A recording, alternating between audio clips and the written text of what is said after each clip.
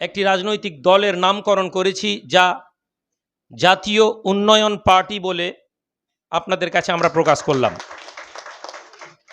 সংক্ষেপে JUP। আপনাদেরকে 2021 সালে একবার নিয়ে যেতে চাই। এই 2021 সালে এই প্রেস ক্লাবে বসে আমরা একটি ফ্রন্টের ঘোষণা করেছিলাম। আপনারা দেখেছেন এই পার্টিটা, আমাদের লোগো এবং আমাদের এই মুহূর্তে লোগো নেই, এটা কালার আমরা, এবং আমরা পরবর্তীকালে আমাদের এই দুটি কালারের কারণ এবং তার ব্যাখ্যা আপনাদেরকে পরে আমাদের ওয়েবসাইটে গেল আপনারা পেয়ে যাবেন। আমাদের নিজস্ব একটি ওয়েবসাইট আছে যেটা প্রিন্ট অলরেডি আপনারা মেলের মাধ্যমে এটা জেনেই ফেলেছেন যে আমরা একটি রাজনৈতিক দল বাংলার বুকে প্রতিষ্ঠিত করতে চলেছি, বা অলরেডি যেটা আজকে আনুষ্ঠানিকভাবে যার প্রকাশ করা হবে। এই রাজনৈতিক দল অ্যাকচুয়ালি অনুপ্রাণিত, আমরা এই পার্টিকে পূর্ব মেদিনীপুর জেলা, অবিভক্ত পূর্ব মেদিনীপুর যে ছিল তার জাতীয় সরকার তৈরি করা হয়েছিল। স্বাধীনতা সংগ্রামী মেদিনীপুরের যাদের প্রেরণায় জাতীয় সরকার গঠিত হয়েছিল, এবং এই জাতীয় সরকার ইংরেজদের বিরুদ্ধে একটি প্রতিবাদের প্রতীক ছিল। এই ফ্যানটা একটু বন্ধ করে দেবেন প্লিজ, আওয়াজটা আসছে পিছনে ফ্যানগুলো। জাতীয় সরকারকে আমরা Satish Samanta freedom fighter, thank you, Satish Samanta freedom ফাইটারকে আমরা আমাদের মেদিনীপুরের অনুপ্রেরণা বলে শুধু মনে করি না, বাংলার অনুপ্রেরণা। এবং অবিভক্ত মেদিনীপুরকে যদি আমরা ইতিহাস দেখি, মাতঙ্গিনী হাজরা, ক্ষুদিরাম বাসুর মতন, বিদ্যাসাগরের মতন মহামানবকে পূর্ব মেদিনীপুর জেলা, অবিভক্ত মেদিনীপুর জেলা বাংলাকে উপহার দিয়েছে। সুতরাং বাংলার মধ্যে মেদিনীপুরের মাটিতে আপনি সংগ্রামী মনোভাব পাবেন না, এটা হতে পারে না। সেই ইংরেজ পিরিয়ডে ধারাকে আরম্ভ করে পরবর্তীকালে পরিবর্তন, আমাদের মুখ্যমন্ত্রী যে ডাক দিয়েছিলেন, সেই পরিবর্তনের যে অগ্নিশিখা জ্বলে উঠেছিল নন্দীগ্রামে, তা আজকে বাংলার মানুষ হয়তো অনেকেই ভুলে গিয়েছেন, কিন্তু মেদিনীপুরের মানুষ তা ভুলেনি। এছাড়াও মেদিনীপুরের ইতিহাস বলার জন্য আমরা তো এখানে আসিনি, কিন্তু আমরা এটা আপনাদের জানা জরুরি যে আমাদের এই রাজনৈতিক দল তৈরি করার পেছনে আমাদের উদ্দেশ্যটা কি। সেই জাতীয় সরকারকে সামনে রেখে আমরা একটি রাজনৈতিক দলের নামকরণ করেছি, যা জাতীয় উন্নয়ন পার্টি বলে আপনাদের কাছে আমরা প্রকাশ করলাম। সংক্ষেপে JUP। আমরা আমাদের আলোচনার মধ্যে আসবো, আপনারা হয়তো কনফিউজ হবেন। তার আগে আমি আপনাদেরকে 2021 সালে একবার নিয়ে যেতে চাই। এই 2021 সালে এই প্রেস ক্লাবে বসে আমরা একটি ফ্রন্টের ঘোষণা করেছিলাম, ইউনাইটেড সেকুলার ফ্রন্ট। এটা জানানো আপনাদের জন্য জরুরি। অনেকেই আমরা খুব দ্রুত এই সোশ্যাল মিডিয়ার যুগে ট্রোলিং নিউজের পিছনে ছুটতে ছুটতে আমরা ভুলে যাই যে আমাদের পিছনের ত্যাগ তিতিক্ষা কী ছিল, কোন মানুষের, এটা আমরা মনে করি না। ফলে আমরা দ্রুত যা দেখি তার উপরে আমরা সিদ্ধান্ত নিই। ইউনাইটেড সেকুলার ফ্রন্ট 2021-এ কলকাতা, মুর্শিদাবাদ এবং মেদিনীপুর, পশ্চিম মেদিনীপুর, পূর্ব মেদিনীপুরের কিছু ইন্টেলেকচুয়াল মেম্বার, মানুষ যারা মনে করেছিলেন যে সরকারের কাছে আমাদের আওয়াজ পৌঁছাচ্ছে না, ফলে ঐক্যবদ্ধভাবে আমরা একটা ফ্রন্ট বানাই। যে ফ্রন্ট গঠন করা হয়েছিল প্রায় 13-14টি দল, এবং এই 13-14টি পলিটিক্যাল, নন পলিটিক্যাল মানুষদেরকে নিয়ে আমরা এই প্রেস ক্লাবে ঘোষণা করেছিলাম, এবং যার ডকুমেন্টস আমাদের কাছে আছে। এবং যদি আপনাদের কোনো মিডিয়া বন্ধুর প্রয়োজন হয়, আমাদের যারা সহযোগীরা এসেছেন, আপনারা তাদের কাছ থেকে সেই মিডিয়ার পুরো বক্তব্যটা পেয়ে যাবেন, অথবা আমরা পরবর্তীকালে আমাদের পেজেও এটা আপলোড করে দেব, যাতে আপনাদের বিভ্রান্ত হওয়ার কোনো জায়গা না থাকে। যদিও এটা সত্য কথা যে তৎকালীন যারা সরকারের কাছে আওয়াজ পৌঁছাতে চেয়েছিলেন, তাদের একটা বৃহত্তর অংশ আজ সরকারের সাথেই আছেন। এটা আমাদের কোনো ব্যক্তিগত রাগ আক্রোশ বা বিরোধিতা নয়।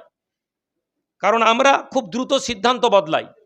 আজকে যে লোকটাকে সেকুলার মনে হচ্ছে, কালকে এই লোকটাকে সাম্প্রদায়িক বলতে আমাদের 1 মিনিট সময় লাগে না। আজকে যে লোকটাকে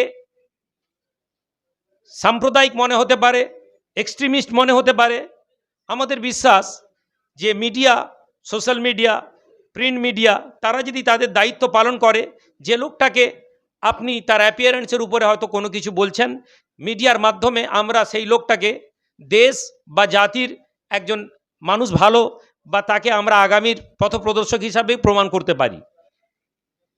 তো যে মানুষগুলো আমাদের সাথে ফ্রন্টে যুক্ত হয়েছিলেন, তাদের একটা অংশ তারা ফ্রন্ট থেকে বেরিয়ে গিয়েছিলেন, এবং কিছু মানুষ আজও সরকারের বিরুদ্ধে তাদের আওয়াজকে তুলে যাচ্ছেন, আমরা তাদেরকে ধন্যবাদ জানাই।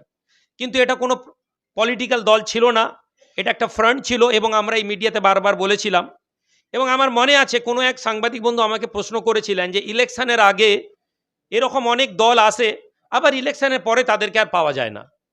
এবং আমি আপনাদেরকে স্মরণ করিয়ে দিই, যদি সেদিন কেউ থাকেন, আমি বলেছিলাম, আমি 2021 এই প্রেস ক্লাবে কথা বলছি, আমি জানি না আমরা কতটা সফল হতে পারবো, তবে 2026-এর ইলেকশনের আগে আপনি আমাকে আবার এই প্রেস ক্লাবে ন্যায় এবং অধিকারের লড়াই দিয়ে আপনি আমাকে দেখতে পাবেন।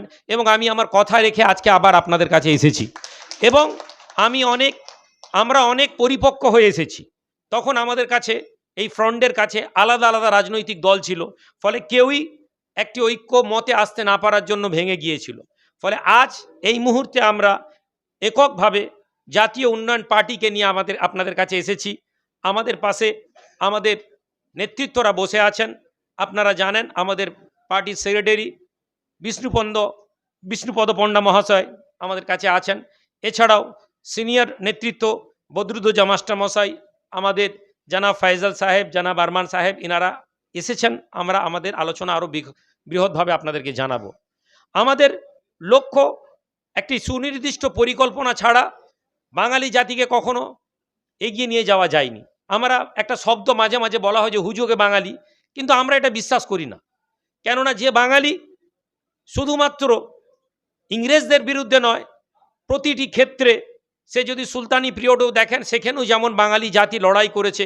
অবিভক্ত বাংলাকে যদি আমরা ইতিহাস খুলে দেখি, বাঙালিরা একটা লড়াকু জাতি। ফলে এই জাতির মান সম্মান নিয়ে, এই জাতির সেন্টিমেন্ট নিয়ে একদল মানুষ, যারা বাঙালিদেরই একটা অংশ, তারা ব্যবহার করে চলেছেন। আমরা এটাকে হতে দিতে পারি না বলে মনে করেছি। ফলে আমরা আগামী বিধানসভায় আমরা ইলেকশনে লড়ার পরিকল্পনা করেছি। আমাদের কোনো অনেক বড় শ্বেতপত্রও নেই, আর আমাদের অনেক বড় কোনো স্বপ্ন দেখানোর উদ্দেশ্য আমরা বাংলার মানুষদের কাছে আপিল রাখছি না। আমরা আপিল করেছি, আমাদের নীতি হচ্ছে 100 কদম চলনে কে লিয়ে এক পহলি কদম কি জরুরত হ্যায়। আমরা লক্ষ্য নির্ধারণ করেছি, এবং সেই লক্ষ্যে আমরা 1 পা চলা শুরু করেছি। আমরা জানি না কত দ্রুত আমরা এই লক্ষ্যে পৌঁছাতে পারবো, কিন্তু আমাদের লক্ষ্য বাঙালিদের অস্তিত্ব। একদিকে সাম্প্রদায়িকতাবাদ বাংলাকে যেমন ঘিরে ধরেছে, সাধারণ আমাদের বাংলার যে পরিবেশ ছিল, বাঙালিদের যে একটি ভ্রাতৃত্ববোধের যে দৃশ্য আমরা দেখতে পেয়েছি শারদ উৎসবকে নিয়ে, ঈদের সময় যা আমরা সকলে আনন্দ করেছি, সেই আনন্দের মধ্যে একটা বিষাক্ত দুর্গন্ধ কেউ কেউ ছড়িয়ে দিতে সক্ষম হয়েছে অনেকটা। আমাদের লড়াই এখানে, আমাদের লড়াই তোষণের নাম করে কিছু মানুষদেরকে পিছিয়ে রাখা শুধু নয়, অধিকার পাইয়ে দেওয়ার ললিপপ দেখিয়ে আজ তারা দিশেহারা হয়ে, কিছু না পেয়ে তারা মনে করছে আমাদের অধিকারের জন্য আমাদের জায়গা, আমাদের নিজস্ব প্রতিনিধি দরকার। এই দিশেহারা পিছিয়ে পড়া সমাজের জন্যও আমাদের লক্ষ্য। আমরা আমাদের রাজনীতিতে কোনো সেলিব্রিটিকে আনতে চাইছি না, কোনো বড় নায়ক নায়িকাকে, গ্রাম বাংলার মানুষদেরকে ছবি দেখিয়ে তাদেরকে নেতা বানানোর চেষ্টা করছি না। আমরা আমাদের রাজনৈতিক দলের লক্ষ্য মাটির মানুষের সাথে, যারা ঘাসের সাথে সম্পর্ক রেখেছেন, যারা শিশির ভেজা সকালকে দেখেছেন, সেই সাধারণ বাঙালিদের অধিকার নিয়ে যে ইউপি লড়ার প্রতিজ্ঞা নিয়ে আজকে আপনাদের কাছে এসে পৌঁছেছে। সম্মানিত মিডিয়া বন্ধুরা, আপনাদেরকে আমরা আবার ধন্যবাদ জানাই। আমরা চেষ্টা করেছি একটি উদ্দেশ্যকে নিয়ে আপনাদের কাছে এসে পৌঁছানোর। বাংলার একদিকে শিল্প যেমন গুরুত্বপূর্ণ, তেমনি কৃষি গুরুত্বপূর্ণ, কিন্তু যদি আপনারা আজকে গ্রামের দিকে পৌঁছান, আপনি দেখবেন কৃষির প্রতি বাঙালিদের অনীহা তৈরি হচ্ছে। হাজার হাজার একর জমি আজকে কৃষি কাজ থেকে কৃষকেরা মুখ ফিরিয়ে নিয়েছেন। কিসের জন্য? পণ্যের দাম নেই। সুপার মার্কেটে চালকে যদি দেখেন, কৃষকদের কাছ থেকে যে চাল 20 টাকায় কেনা হয়, সুপার মার্কেটে সেই চাল 80 টাকা কিলোতে বিক্রি হচ্ছে। আমাদের প্রশ্ন, 25 টাকা কিলোতে যে চাল তৈরি করার খরচ পড়ে, সেই চালকে কৃষকেরা 20 টাকা 22 টাকায় বিক্রি করতে বাধ্য হন, অথচ সুপার মার্কেটে 80 টাকায় বিক্রি হচ্ছে। মধ্যেখানে এই বৃহৎ অঙ্কের অর্থটা কারা পাচ্ছেন? কৃষকেরা সুসাইড করছেন। শিল্প প্রয়োজন ছিল, কিন্তু যে শিল্প প্রয়োজন ছিল, আমরা যদি লক্ষ্য করে দেখি, আসানসোল থেকে নিয়ে হলদিয়াকে যদি আমরা একটি রেখা বানাই, আপনি আজকে দেখবেন হলদিয়া পূর্ব মেদিনীপুর জেলার শিল্পনগরী, শিল্প বন্দর। বিগত 10 বছরে হলদিয়ায় কোনো শিল্প নেই, নতুন কোনো শিল্প আসছে না। মিডিয়াতে বড় বড় সংবাদ চ্যানেলে শুধু হাজার হাজার কোটি টাকার প্রজেক্ট ঘোষণা হচ্ছে, কিন্তু গ্রামের মানুষ আজকে তারা যদি আপনি গিয়ে দেখেন, হাজার হাজার পূর্ব মেদিনীপুর হলদিয়া বন্দরের লোকেরা কাজ থেকে বেরিয়ে আসছে। আসানসোলকে যদি আমরা চলে যাই, পিছিয়ে পড়া সংখ্যালঘু মানুষ যারা দিন আনে দিন খায়, কয়লা শিল্পাঞ্চলে যারা কাজ করতো, আজকে তারা কাজ হারা। হাওড়া জেলায় যদি জুট শিল্পে আমরা গিয়ে দেখি, ফ্যাক্টরিগুলো বন্ধ হয়ে গেছে। এই কথাগুলো আমরা সবাই জানি, কিন্তু আপনাদেরকে এটা বুঝিয়ে দিই, সবাই আমরা বলছি, বড় বড় নেতা, বড় বড় নেতৃত্ব, এমনকি আমরা যদি সরকারকেও দেখি, তাদেরও বক্তব্যের মধ্যে কাগজে কলমে ইন্ডিয়াকে গ্রেট যেমন বানিয়ে দেওয়া হয়েছে, তেমনি বাংলাকেও সোনার বাংলা বানানো হয়েছে। কিন্তু প্রশ্ন, আমরা যারা মাটি থেকে এসেছি, আমরা তো দেখতে পাচ্ছি না। আমরা এই আওয়াজ সরকারের কাছে দীর্ঘদিন ধরে তুলে ধরেছি, কিন্তু কোথাও না কোথাও আমাদের মনে হয়েছে সরকার এটাই প্রয়োজন মনে করে, বা সরকারের নীতি এটাই, সরকারে থাকার জন্য যারা আওয়াজ তুলে তাদেরকে গদি দাও, যদি তারা গদিতে সন্তুষ্ট না হয় তাহলে তাদেরকে ভরে দাও। আপনারা, আশা করি আপনারা বুঝতে পারছেন ভরে দেওয়ার অর্থ আমি কি বলতে চেয়েছি। আমি আপনাদের কাছে আমার বক্তব্য দীর্ঘায়িত করব না, শুধু আপিল করব যে আজ যারা আপনাদের মাধ্যম থেকে বাংলার মানুষ আমাদেরকে দেখবেন, আপনারা আপনাদের সহযোগিতা, আপনাদের নৈতিক সাপোর্ট যদি আমাদেরকে দেন, একটা